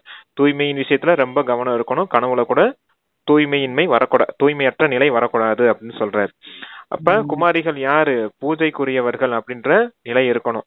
நாளைக்கு நான் பூஜிக்கப்பட போறேன்னா, இன்னைக்கு நான் இந்த மாதிரி விகாரத்துல தூய்மையற்ற விஷயங்களை போய் விழுந்துட்டு இருந்தேன்னா நாளைக்கு எனக்கு எப்படி பூஜை நடக்கும் அப்படிங்கிற ஸ்திதியில இருக்கணும். அதை புரிஞ்சுக்கிடும் போது கூட நம்ம குமாரிகளா இருக்கோம், நம்ம இந்த காரியங்கள்லாம் செய்யக்கூடாது அப்படின்னு புரிஞ்சுக்கிடுவாங்க இல்லையா? தூய்மையான பூஜைக்குரிய ஆத்மா ஆகணும்னா இப்ப தூய்மையானவர்களா மாறணும் அப்படிங்கிறதுக்காக சொல்றார். அதுலயும் குறிப்பா சொல்றது கனவுல கூட தூய்மையற்ற நிலை வரக்கூடாது அப்படிங்கிறார். முழுக்க முழுக்க தூய்மையானவர்களா இருக்கணும். எண்ணத்திலையும் வார்த்தையிலையும் செயல்லையும் கனவுல கூட இருக்கணும் அப்படின்னு சொல்ற தூய்மையின் விஷயம். சரிங்க. அப்போது மட்டுமே குமாரர்களினதும் குமாரிகளினதும் தூய்மை விழா கொண்டாடப்படும். எண்ணங்களும் இருக்க வேண்டும். கனவுல கூட எந்த விதமான தூய்மையற்ற எண்ணங்களும் இருக்க முடியாதுன்றாரு. கன்ஃபார்மா சொல்றாரு, இருக்க முடியாது. அப்போது மட்டும் குமார்களினதும் குமாரிகளினதும் தூய்மை விழா கொண்டாடப்படும். இப்போது சிறிதளவு தூய்மையின்மை காணப்படுகிறது. பாப்தாதாவிற்கு அதை பற்றி தெரியும். நீங்கள் ஒரு புதிய பிறவி எடுத்திருப்பதனால் தூய்மையின்மையை பற்றி அறியாத நிலை இருக்க வேண்டும். அப்படித்தானே? தூய்மையின்மை என்பது உங்களின் கடந்த கால பிறவி கூறியது. தூய்மையின்மை என்பது உங்களின் கடந்த கால பிறவி கூறியது. அது இததான் நம்ம புரிஞ்சுக்கணும். நம்ம இப்ப பிரம்மாவுடைய வாய் மூலமா ஜென்மம் எடுத்தவங்க வந்துட்டோம். இப்ப பிராமணர்களா நம்ம இருக்கோம். அதுக்கு முன்னாடி ஜென்மம் எடுக்கிறதுக்கு முன்னாடி, ஞானம் கேட்கறதுக்கு முன்னாடி சூத்திரர்களா இருந்தோம். அப்ப சூத்திரர்கள் இந்த பழைய பிறவிகளின் விஷயத்த மறந்துடுங்க மொத்தமா அப்படிங்கறத சொல்றாரு. அது வேற பிறவின்னு கணக்கு வச்சுக்கோங்க. இப்ப நீங்க இறந்துட்டீங்க அந்த பிறவில இருந்து. இப்ப இறந்து வாழும் பிறவியான பிராமண பிறவில இருக்கீங்க அப்படின்னு புரிஞ்சுக்கோங்க அப்படிங்கிற. ஏதாவது தூய்மையற்ற விஷயம் அந்த கனவுலயோ இதுலயோ வந்துச்சுன்னா அது பழைய பிறவின் சம்ஸ்காரம் இப்ப எமர்ஜ் ஆகுது. அப்ப அதை ஒதுக்குங்க அப்படின்னு சொல்றாரு சிஸ்டர். இது நீங்கள் மரணித்து வாழ்கின்ற உங்களின் பிறப்பாகும். இந்த உங்களின் பிறப்பு பிரம்மாவின் வாய் மூலம் பிறந்த தூய பிறப்பாகும். எனவே தூய பிறப்பின் கோட்பாடுகள் அவசியமானவை. குமாரர்களும் குமாரிகளும் இந்த கொடியை ஏற்ற வேண்டும். நாங்கள் தூய்மையானவர்கள், நாங்கள் உலகில் தூய சமஸ்காரங்களை பரப்புவோம். இந்த ஸ்லோகம் உச்சரிக்கப்பட வேண்டும். குமாரிகளான நீங்கள் தூய்மையானவர்கள், குமாரிகளான நீங்கள் இதை கேட்டீர்களா? எத்தனை குமாரிகள் இருக்கிறார்கள் என பாருங்கள். இப்போது குமாரிகளா அல்லது குமார்களா இந்த ஒளியை பரப்புகிறார்கள் என பார்ப்போம். தந்தை பிரம்மாவை பின்பற்றுங்கள். தூய்மையின்மையின் பெயரோ அல்லது சுவடோ இருக்கக்கூடாது. பிராமண வாழ்க்கை என்றால் அர்த்தம் இதுதான். தாய்மார்களும் பற்று இருக்கும் போது தூய்மையின்மையை கொண்டிருக்கிறார்கள். பற்று இருந்தா அது தூய்மையின்மைன்ட்டாரு. ஆமா, 5 விகாரம் தான். அதுவும் 5 விகாரம். காமம் மட்டும் கிடையாது. காமம் குறிப்பா குமாரகுமாரிகளுக்கு சொன்னது. தாய்மார்களுக்கு அதிகமா இருக்கக்கூடிய விகாரம் எதுனா மோகம். குழந்தைகள் மீது மோகம் இருக்கும், பற்றுதல் இருக்கும். அதுதான், அது கூட தூய்மையற்ற தன்மை தான் அப்படின்னு சொல்றேன். ஏன்னா ராவணனே மொத்தமா அழுக்கானவன். அதுல குறிப்பா அந்த மோகமும் இருக்குது. பற்றற்றவர்களா ஆகணும். குழந்தைகள் மீது மோகம் வச்சிருந்தீங்கன்னா அங்கேயும் அழுக்கு சேர்ந்தது மாதிரிதானே ஆயிடுச்சு. அதுக்காக சொல்றாரு பாபா தாய்மார்களுக்கு. தாய்மார்களில் குமாரிகள், அதாவது நம்ம தாய்மார்களும் பற்று இருக்கும்போது அது தூய்மை. நம்ம பிரம்மச்சரியம் மட்டும் நம்ம நினைக்க கூடாது. தூரங்கள்ல என்ன இருந்தாலும் பற்று இருந்தா கூட அது தூய்மையின்மை சேர்ந்ததுதான் நமக்கு உணர வைக்கிறாங்க. அதுதான் எப்படி காமிச்சிருப்பாங்கன்னா, இந்த ராவணனுக்கு 10 தலையை காமிச்சிருப்பாங்க இல்லையா? 5 விகாரம் ஆணிடமும் 5 விகாரம் பெண்ணிடமும் காமிச்சிட்டு மேல கழுதை தலையை காமிச்சிருப்பாங்க. கழுதை மண்ணுல பிறலும், அழுக்காக்கும். கூடவே அது மேல பொதி சுமத்து வைப்பாங்க பாத்தீங்கன்னா, சுமையுடைய வர ஆக்கும் அப்படின்னு புரிஞ்சுக்கணும். அதுவும் அழுக்கு மூட்டை, அழுக்கான கழுதை அழுக்கு மூட்டை. அது அந்த 5 விகாரமும் அதுதான் தூய்மையற்ற தன்மைன்னு சொல்றாரு. அதெல்லாம் வெளுத்து தள்ளுறதுக்கு தான் வண்ணான் வந்திருக்காரு நேத்து சொன்னாரு பாத்தீங்களா? அதான் இங்க சொல்றாரு. சரி. Okay brother. இது தாய்மார்களில் குமார்களில் அரைக்குமார் மற்றும் அரைக்குமாரிகளில், அதாவது மாதாஜி சொல்றாரு, ம் அரைக்குமாரிகளிலும் இருக்கக்கூடாது. எனவே புரிஞ்சுட்டீங்களா பிரதர்? தாய்மார்களில் அரைக்குமாரின்னு என்னது சிஸ்டர்? எனக்கே அந்த வேர்டு புரியல. எங்களை போல மாதாஜிஸ் இருக்காங்கல்ல,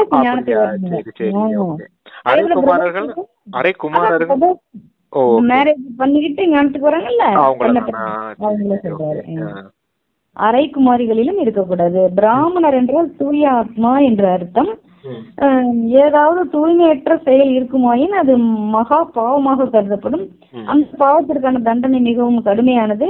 அது ஓகே, அது எல்லா வேலையும் நடக்கிறது, இந்த மாதிரி சிறிதளவு எப்போதும் இருக்கும் என நினைக்காதீர்கள்.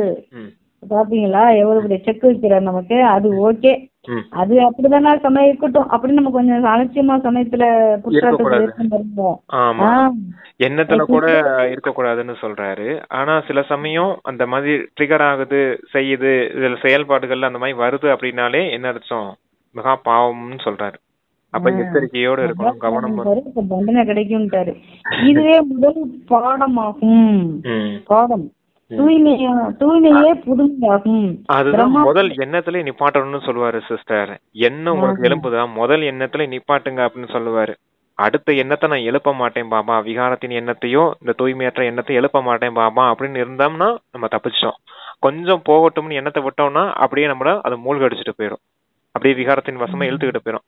இந்த சொன்னார் பாத்தீங்களா சுற்றுலா போகுது அப்படின்னு, அந்த மாதிரி ஆக்கி விட்டுட்டு போயிடும். அதனாலதான் நீங்க அதுக்கு கவனம் கொடுக்கணும் அப்படின்னு சொல்றாரு.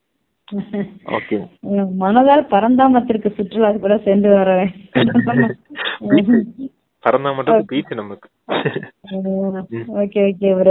பிரம்ம பகவானுக்கு வந்த அவமானங்கள் எல்லாமே தூய்மையால் தான் அது நடந்து விட்டது என கூறி உங்களால் சாக்கு போக்கு சொல்ல முடியாது. இதில் கவன ஈனம் ஆகாதீர்கள். ஒரு பிராமணர் அர்ப்பணித்தவரோ சேவையாளரோ அல்லது இல்லத்தவரோ யாராக இருந்தாலும் தர்மராஜ் இதில் எவரையும் விடமாட்டார். தர்மராஜ் புரியல போய் ஆன்சர் பண்ணிதான் ஆகணும், நம்ம கை கட்டி தான் ஆகணும். அதுக்காக எண்ணத்திலேயே கரெக்டா இருக்கும் சொல்லற நம்மள அப்பா. வாசிக்கிட்டுமா? பிரம்ம பாபாவும் தர்மராஜின் பக்கத்தையே எடுப்பார். ஆகவே குமாரிகளே நீங்கள் எங்கே இருந்தாலும், மதுவனத்திலோ அல்லது நிலையங்களிலோ எங்கே இருந்தாலும் உங்களின் எண்ணங்களிலேனும் இதனால் வருந்துவது மிக பெரிய வேதனையாகவும் வலியாகவும் இருக்கும். நீங்கள் இந்த பாடலை பாடுகிறீர்கள். உங்களின் மனதை தூய்மையாக வைத்திருங்கள், உங்களின் சரீரத்தை தூய்மையாக வைத்திருங்கள். இது உங்களின் பாடல் தானே.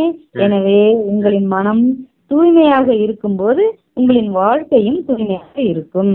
இதில் லேசாக இருந்து நாங்கள் சிறிது செய்தால் என்ன, எனக்கு கூட இவர்கள் கொஞ்சோண்டு செஞ்சா என்ன, ஒரு நாளைக்கு கொஞ்சம் இருந்தா என்ன அப்படின்னு கூட நம்ம நினைக்க கூடாது.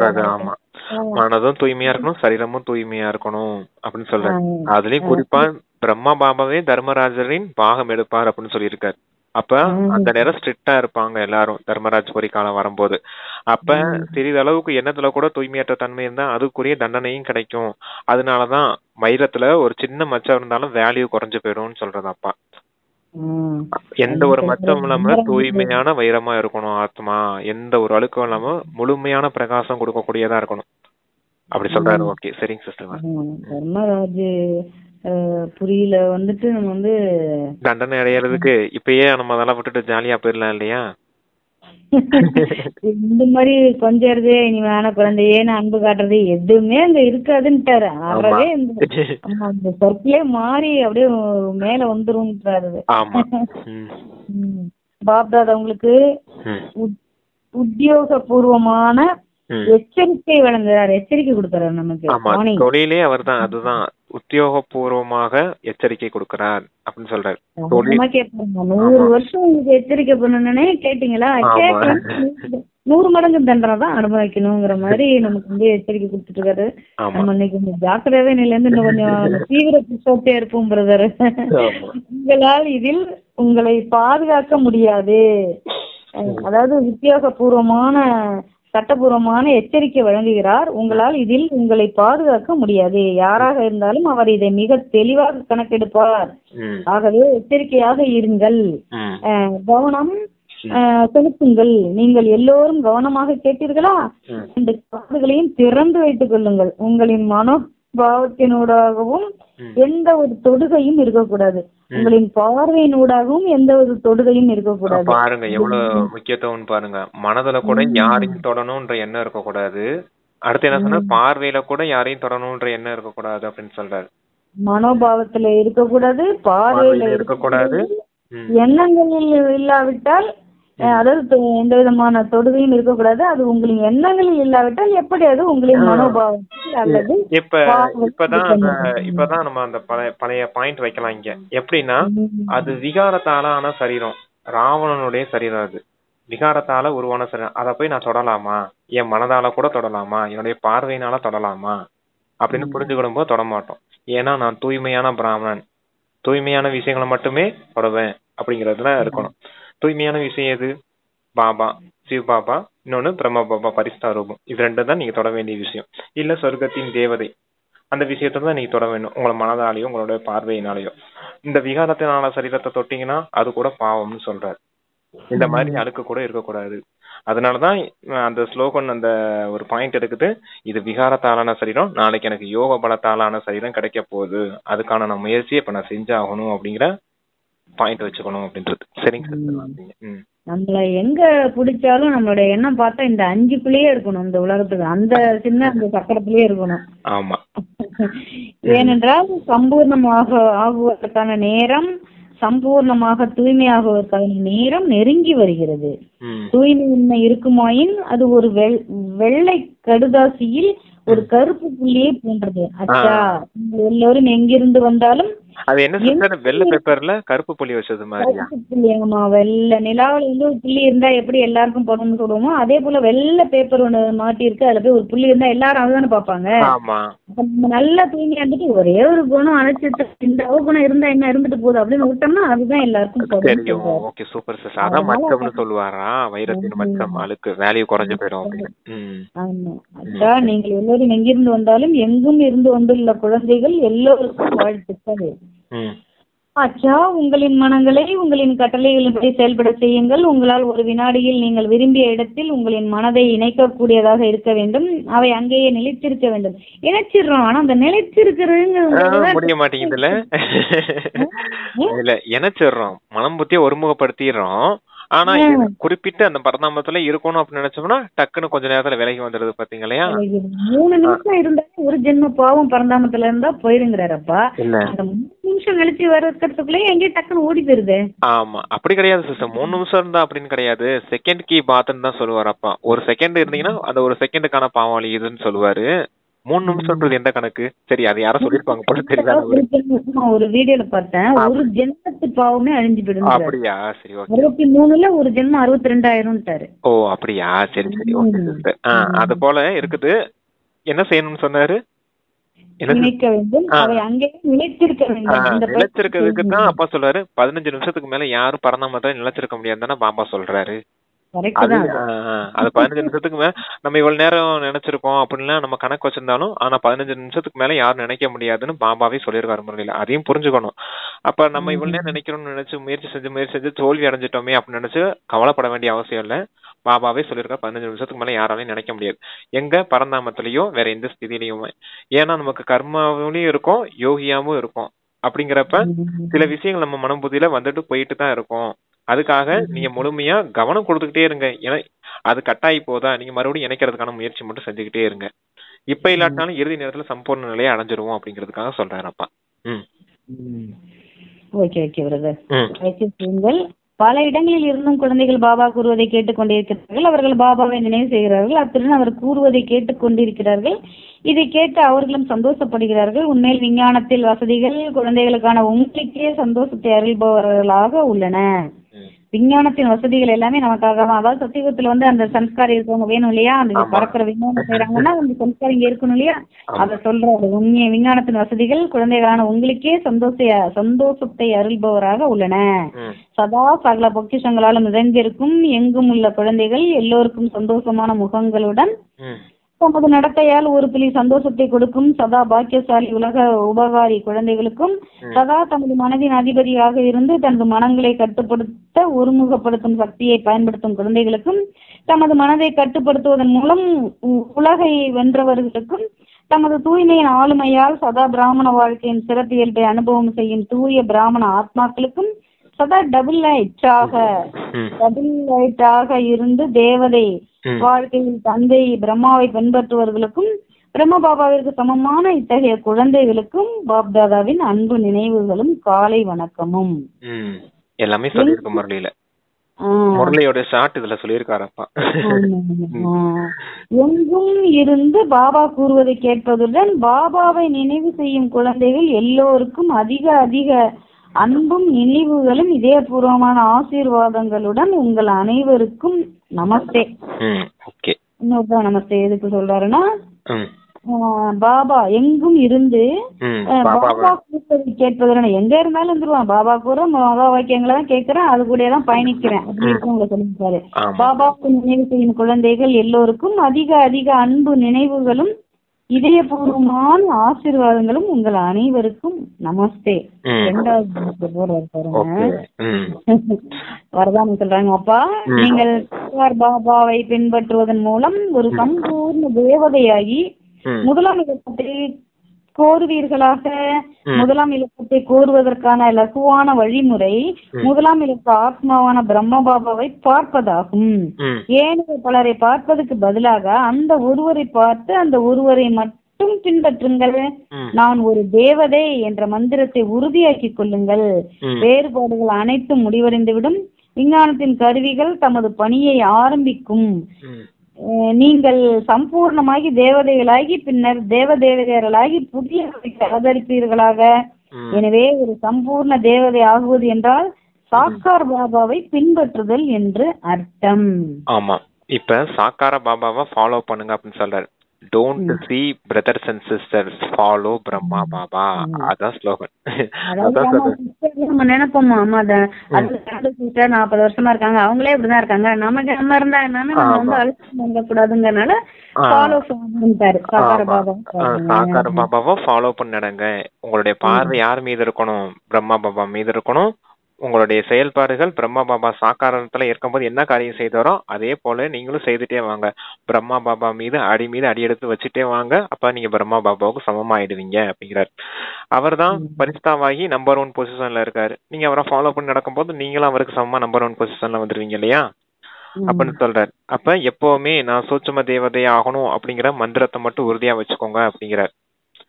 சூட்சும தேவதையா ஆகணும் அப்படிங்கிற மந்திரத்தை உறுதியா வச்சுக்கோங்க. அதுக்கு நீங்க செய்ய வேண்டிய காரியம் சாக்கார பாபாவை ஃபாலோ பண்ணி நடக்கணும்.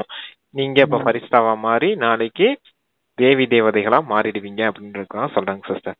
நம்பர் 1 பரிஸ்தாவா மாறி நம்பர் 1 தேவி தேவதைகளா மாறிடுவீங்க. அதாவது ஃபர்ஸ்ட் டிவிஷன்ல போயிடுவீங்க அப்படின்னு சொல்றாரு. நீங்க எப்ப இந்த நிலையை அடையிறீங்களோ அப்ப அந்த விஞ்ஞானத்தின் கருவிகளும் அதனுடைய காரியத்தை செய்ய ஆரம்பிச்சிடும் அப்படிங்கிறார். நம்ம நம்பர் 1 பரிஸ்தாவா மாற ஆரம்பிச்சிட்டோம் அப்படின்னா இந்த உலகம் பழைய உலகம் விநாசமாகணும் இல்லையா? அதுக்காக விஞ்ஞான கருவிகள் அணுகுண்டெல்லாம் போட்டு இந்த பழைய உலகத்தை முடிச்சு வச்சிருவாங்க. அடுத்து புது உலகத்துல நீங்க வரும்போது தேவி தேவதைகளா வந்து சுகமா வாழுவீங்க அப்படின்னு சொல்ற. தந்தையின் ஆஸ்தி உங்களுக்கு சொர்க்க ராஜ்யம் கிடைச்சிடும் அப்படிங்கிற. அதுக்கு நீங்க செய்ய வேண்டிய காரியம் என்ன? சாக்கார பாபாவை ஃபாலோ பண்ணணும். ஸ்திதியில வந்து மனஸ்திதியில வந்து என்ன வச்சுக்கணும்னா நானும் தேவதை மற்றவர்களும் தேவதைங்கிற ஸ்திதியை நம்ம நல்லா ஸ்திரப்படுத்திக்கலாம். ஆமா, அதான் மந்திரம்னு சொல்லியிருக்காரு. அப்பா ஸ்லோகன் சொல்றாங்க, அனைவராலும் மதிக்கப்பட்டவராக இருக்கும் பாக்கியம் மரியாதையை துரத்தலில் அடங்கியுள்ளது. மரியாதை எதிர்பார்க்க கூடாது, அப்பதான் எல்லாராலும் மதிக்கப்பட்டவர்களாக இருப்போம். மரியாதையை துரத்தலில் அடங்கியுள்ளது. அதாவது மரியாதை கொடுப்பாங்க, ஆனா கொடுக்கணும்னு நம்ம எதிர்பார்க்க கூடாது. அனைவராலும் மதிக்கப்பட்டவராக இருக்கும் பாக்கியம் மரியாதை துரத்தலில் அடங்கியுள்ளது. அதாவது மரியாதையை கொடுக்கணும். நம்ம மரியாதை கொடுத்தோம்னா அவங்க கண்டிப்பா நமக்கு மரியாதை கொடுப்பாங்க. மதிப்பு கண்டிப்பா கொடுப்பாங்க. நீங்க வெறும் மரியாதை வேணும்னு நினைக்கிறீங்க அப்படின்னா அது மரியாதை கிடையாது, அது அகங்காரம்னு சொல்லுவார் அப்பா. பேருக்கு ஆசைப்படுறீங்க, பேர் வேணும்னு நினைக்கிறீங்கன்னா அது பேராசை. புகழ் வேணும்னு நினைக்கிறீங்கன்னா அது பற்று. மரியாதை வேணும்னு நினைக்கிறீங்க அப்படின்னா அது அகங்காரம்னு சொல்றாரு. எதெல்லாம் வேணும்னு நினைக்கிறீங்களா இதெல்லாம் ராயல் ஆசைன்னு சொல்லுவார். அதே போல இங்க மரியாதையும் சொல்றாரு. மரியாதை வேணும்னு நினைக்கிறீங்கன்னா அது அகங்காரம். மரியாதையை கொடுங்க, கண்டிப்பா அவங்க மதிப்பு உங்களுக்கு கொடுப்பாங்க. அப்ப நீங்க எப்பவும் கொடுக்கக்கூடிய வள்ளலா தான் இருக்கணும் அப்படின்னு சொல்றாரு. மரியாதையை வேண்டக்கூடியவங்களா இருக்கக்கூடாது. வேண்டக்கூடிய சம்ஸ்காரம் பக்தர்களின் சம்ஸ்காரம், ராவணனின் சம்ஸ்காரம்னு சொல்லுவார். அத்தனை விளக்கம் இருக்கு அந்த ஒரு ஸ்லோகன்ல. மரியாதைங்கிறது கொடுக்கக்கூடியவங்களா நாம இருக்கணும், பெறக்கூடியவங்களா இருக்கக்கூடாது. அந்த ஆசை வரக்கூடாது அப்படின்னு சொல்றாரு. மரியாதை கண்டிப்பா நம்ம கொடுத்தோம்னா அவங்க கண்டிப்பா திருப்பி நம்ம கொடுப்பாங்க. நம்ம வேணும்னு எதிர்பார்க்க கூடாது அப்படின்றத சொல்றாரு சிஸ்டர். மரியாதை கொடுத்தோம்னா கண்டிப்பாக கொடுப்பாங்க. அப்படி இன்கேஸ் சம்டைம்ஸ் நம்ம மரியாதை அவங்க கொடுக்காதது மாதிரி இருந்தா நம்ம வந்து இந்த மரியாதை நமக்கு இன்னொரு இடத்துல கிடைக்கும், இவர்கள் மூலமாக இன்னொரு இடத்துல கிடைக்கும், இல்ல வேற ஒருத்தர் மூலமா வேற இடத்துல நமக்கு கிடைக்கும். நீங்க மரியாதை கொடுத்தீங்கன்னா தான் மரியாதை புருஷோத்தமர்களா மாற முடியும்னு சொல்லுவார். நீங்க மரியாதை கொடுக்கலன்னு உங்களை எப்படி மரியாதை புருஷோத்தமன்னு சொல்ல முடியும்? சரிங்க சிஸ்டர். அப்பா வந்து மனசோ சேவைக்கு கொடுத்திருக்காங்க. ஓம் சாந்தி. உங்களின் சக்தி வாய்ந்த மனதால் சகாஸ் வழங்கும் சேவை செய்யுங்கள். பாப்தாதா கருணை கொள்வதை போல் குழந்தைகளான நீங்களும் மாஸ்டர் கருணை நிறைந்தவர் ஆக வேண்டும். உங்களின் மனப்பாங்கிலும் சூழலின் ஊடாகவும் ஆத்மாக்களுக்கு நீங்கள் தந்தையிடமிருந்து பெற்ற சக்திகளை வழங்குங்கள். நீங்கள் குறுகிய காலத்தில் உலக சேவையை நிறைவேற்ற வேண்டியிருப்பதாலும் பஞ்சபூதங்கள் உட்பட எல்லோரையும் நீங்கள் தூய்மையாக்க வேண்டியிருப்பதாலும் இந்த சேவையை துரித கதியில் செய்யுங்கள். ரொம்ப பாஸ்டா சொல்லியிருக்காங்க. ஆமா, என்னன்னா தந்தை கருணை உள்ளம் கொண்டவரா இருக்காரு, அதே போல நீங்களும் மாஸ்டர் கருணை உள்ளம் கொண்டவர்களா ஆகணும் அப்படின்னு சொல்லியிருக்காரு. நீங்க உங்களுடைய மனதின் சக்தியின் மூலமா ஆத்மாக்களை மாற்ற வேண்டியது இருக்குது, வாயு மண்டலம் இயற்கையும் மாற்ற வேண்டியது இருக்குது அப்படின்னு சொல்றாரு. அப்ப எல்லாத்தையும் மாற்றணும்னா தந்தை கிட்ட இருந்து வாங்கின எல்லா பொக்கிஷங்களையும் மற்றவர்களுக்கு கொடுங்க அப்படின்னு சொல்றாரு. ஏன்னா எல்லாருமே தூய்மை அடையணும் இல்லையா? ஆத்மாக்களும் தூய்மை அடையணும், இயற்கையும் தூய்மை அடையணும், வாயு மண்டலமும் தூய்மை ஆகணும், எல்லாமே இருக்குது இல்லையா உங்களுக்கான பொறுப்பு. அதுக்காக இந்த மனதின் சக்தியை மற்றவர்களுக்கு கொடுக்கக்கூடிய சக்தியை நீங்க தீவிர வேகத்துல அதிகப்படுத்துங்க அப்படின்னு சொல்றாரு. அதுக்கு முதல்ல நீங்க கருணை உள்ளம் கொண்டவங்களா ஆகணும். எல்லாரும் துக்கத்துல இருக்காங்க, நாம மட்டும் சுகத்துல இருக்கோம் பாத்தீங்களா பாபா கூட. அப்ப துக்கத்துல இருக்கவங்களுக்கு பாபா கிட்ட இருந்து நம்ம அடைஞ்ச சுகத்தின் பொக்கிஷங்களை அவங்களுக்கு வாரி வழங்கும் போது அவங்களும் சுகமுடையவர்களா ஆவாங்க இல்லையா? நீங்க தூய்மையின் சக்தினால நிரம்பி இருக்கீங்க, அமைதியின் சக்தினால் நிரம்பி இருக்கீங்க. அப்ப அந்த சக்தியை மற்றவர்களுக்கு மற்ற ஆத்மாக்களுக்கு இயற்கைக்கும் கொடுக்கும் போது அவங்களும் தூய்மை அடைஞ்சு சாந்தி அடைவாங்க இல்லையா? அதுக்காக சொல்றாரு சிஸ்டர். அதுக்கு நீங்க முதல்ல கருணை உள்ளம் கொண்டவங்களா ஆகணும். உங்களுக்குன்னு மட்டும் சேர்த்து வச்சுக்கிறாதீங்க, அடுத்தவங்களுக்கும் கொடுங்க அப்படிங்கிறார். கருணை உள்ளம் கொண்டவராய் ஆவி இருக்கணும். அதனோட கூடவே நம்ம ஒண்ணு என்ன புரிஞ்சுக்கணும்னா, நம்ம ஸ்தூல செல்வங்கள் சேர்த்து வச்சிருக்கிறதெல்லாம் வந்து நம்ம கொடுக்க குறைஞ்சி போகலாம். ஆனா இந்த அப்பாட்ட இருந்து வாங்கின அந்த கொடுக்க நமக்கு அதிகரிக்குங்கிற புரிதல் வந்து நம்ம அந்த கருத்துலத்தின் கூடவே வச்சுக்கிட்டோம்னா இதை தாராளமா நம்ம செஞ்சுட்டு போலாம். நீங்க இங்கிட்ட கொடுப்பீங்க, அங்கிட்ட பாபா கிட்ட வாங்கணும்னு கூட எண்ணமே இருக்கக்கூடாது. பாபா ஆட்டோமேட்டிக்காவே நிறைச்சிருவாரு. நீங்க இங்கிட்ட கொடுத்தா மட்டும் போதும், பாபா இங்கிட்ட காலியா இருந்தாலும் இங்கிட்ட நிரப்பிடுவாரு பாபா. ஏன்னா நம்ம ஆத்ம ரூபத்துல இருக்கும் போதே பாபா நமக்கு சக்தி கொடுத்துக்கிட்டே தான் இருப்பாரு. நம்ம ஆத்மாவா இருந்தா தானே மத்தவங்களுக்கு சக்காசு கொடுக்குறோம். அது நிறைய பேர் தப்பாவே புரிஞ்சுக்கிறாங்க. சக்காசு கொடுத்தா நம்மளுடைய சக்தி எல்லாம் குறைஞ்சு போயிடும் அப்படின்றதே கரெக்ட் தப்பு. அது எப்படின்னா நம்ம இங்கிட்ட சக்காசு கொடுப்போம், ஆத்மாக்களை பார்க்கும்போது மனம் வரதில்ல, நம்ம ஏன் கொடுக்கணும் அப்படின்ற பயம் வந்துருது. அதான் நீங்க சொல்றப்பல இந்த கருணை உள்ளத்தின் கூடவே இது ஞாபகம், ஸ்தூல செல்வம் வந்து கொடுக்க குறைஞ்சு போகும். அது வந்து குறையறதுக்கு வாய்ப்பு கிடையாது. அப்பா ஒரு பக்கம் நமக்கு நிரப்பிட்டு தான் இருப்பாங்க, இருந்தாலும் நம்ம நிலைக்கிறதுக்கு வாய்ப்பு இருக்கு. ஸ்தூல செல்வங்கள் வந்து குறைஞ்சு போகும். ஆனா அப்பாட்ட இருந்து கிடைக்கிற அந்த ஞான ரத்தினங்களை நம்ம கொடுக்க நமக்கு அதிகமாகும், ஜாஸ்தியா இருக்குங்கிறத வந்து புரிஞ்சலை வச்சுக்கிட்டோம்னா நம்ம சந்தோஷமா கொடுத்துட்டு போலாம். ஆமா, அததான் நீங்க மாஸ்டர் வள்ளல்னு சொல்லிட்டாரு இல்லையா? அப்புறம் அந்த வார்த்தைக்கு என்ன அர்த்தம்? வள்ளல் கிட்ட ஏதாவது குறையுமா? வள்ளலுக்கு எப்ப சேமிப்பாகிட்டே தான் இருக்கும். அந்த விஷயத்தையும் நிறைய சுமான் இருக்குது சிஸ்டர். ஒவ்வொரு சுமானும் எடுத்து பயிற்சி பண்ணி பார்த்தோம்னா கூட ஒவ்வொன்னு இன்டர்லிங்க் ஆகி தான் இருக்கும். அது கூட நல்ல ஸ்திதி தான், சூப்பர் ஸ்திதி தான் அந்த சுயமரியாதைகளின் பயிற்சி கூட. சரிங்க சிஸ்டர், ஓகே. இன்னைக்கு சூப்பர் முரளி சிஸ்டர். ஆமா ஆமா. இனிமையான முரளி கொடுத்த அன்பான பாபாவுக்கு கொடான கொடி நன்றிகள். வாய்ப்பை ஏற்படுத்தி கொடுத்த சரணாபாய்ஜிக்கும் நன்றி. நன்றி பிரதர். ஓம் சாந்தி. தேங்க்யூ பாபா. ஓம் சாந்தி. Thank you sister. பவர்ஃபுல் முரளி தான். தேங்க்யூ பாபா.